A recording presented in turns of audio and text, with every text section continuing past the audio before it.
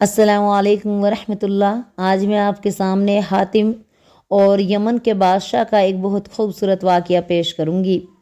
حاتم طائی کے زمانے میں یمن کا بادشاہ بھی بہت سخی تھا۔ اس کے ہاتھ سے روپیہ پیسہ بارش کی طرح برستا تھا اور وہ کسی مانگنے والے کو اپنے دروازے سے کبھی خالی نہیں جانے دیتا تھا۔ لیکن اس میں یہ عیب تھا کہ وہ حاتم سے حسد کرتا تھا۔ اسے یہ بات پسند نہ تھی کہ کوئی شخص اس کے سامنے حاتم کی سخاوت کا نام لے۔ وہ کہتا تھا کہ حاتم کی میرے سامنے کیا حیثیت ہے، نہ اس کے پاس ملک ہے نہ خزانہ۔ ایک دفعہ بادشاہ نے شاہی جشن منایا اور لوگوں پر سونا چاندی میہ کی طرح برسایا۔ اتفاق سے دربار میں سے کسی شخص کے منہ سے حاتم کی تعریف نکل گئی۔ یہ سن کر بادشاہ کا خون غصے سے کھول اٹھا اور اس نے سمجھ لیا کہ جب تک حاتم زندہ رہے گا لوگ میری سخاوت کا ذکر نہیں کریں گے اور میرا نام دنیا میں روشن نہ ہو سکے گا۔ اس لیے ایک شخص کو تنہائی میں بادشاہ نے بلایا اور اس سے کہا کہ جاؤ اور حاتم کا سر کاٹ لاؤ، تمہیں منہ مانگا انعام دیا جائے گا۔ اس شخص نے اس کا کام کو اپنے ذمے اٹھایا اور حاتم کے قبیلہ تہ کی طرف روانہ ہو گیا۔ وہ شخص قبیلہ تہ کی بستی کے قریب پہنچا تو اسے ایک خوبصورت نوجوان ملا اور وہ نوجوان بڑی محبت اور عزت کے ساتھ اس شخص کو اپنے گھر لے گیا اور اس طرح سے اس کی خاطر و مدارت کی کہ وہ شاہی دعوتوں کو بھول گیا۔ صبح ہوئی تو اس نوجوان کا اس نے شکریہ ادا کیا اور اس سے رخصت کی اجازت چاہی۔ نوجوان نے بڑی عاجزی سے کہا کہ آپ چند دن اور ٹھہریے اور مجھے خدمت کا موقع دیجیے تاکہ میں دل کھول کے آپ کی خدمت کر سکوں۔ اس شخص نے کہا، ویسے تو میں یہاں چند دن اور خوشی سے ٹھہرنا چاہتا ہوں، لیکن میں ایک ضروری کام سے اپنے گھر سے آیا ہوا ہوں، اس لیے جس قدر جلد ہو سکے مجھے اپنا کام کرنا ہے، مجھے یہاں سے جانا ہوگا۔ نوجوان نے کہا، ایسا بھی کیا کام ہے؟ اگر تم مجھ پر بھروسہ کرو اور مجھے یہ کام بتاؤ تو شاید میں تمہاری کچھ اور مدد کر سکوں۔ مہمان نے کہا، میں تمہیں یہ راز ایک شرط پر بتاتا ہوں کہ تم اس کو کسی بھی صورت میں کسی کے سامنے ظاہر نہیں کرو گے۔ نوجوان نے کہا، تم بے فکر رہو، تمہارا راز کبھی بھی کسی پر ظاہر نہ ہوگا۔ مہمان نے کہا، سنو، میں یہاں حاتم طائی کو قتل کرنے آیا ہوں۔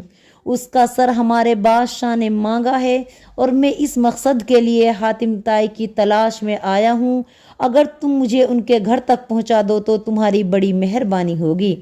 یہ سن کر نوجوان ہنس پڑا اور اس نے کہا کہ حاتم طائی تو میں ہی ہوں، میرا سر حاضر ہے، اسے کاٹ لو اور فوراً یہاں سے نکل جاؤ، ایسا نہ ہو کہ تمہیں میرے قبیلے والے پکڑ لیں۔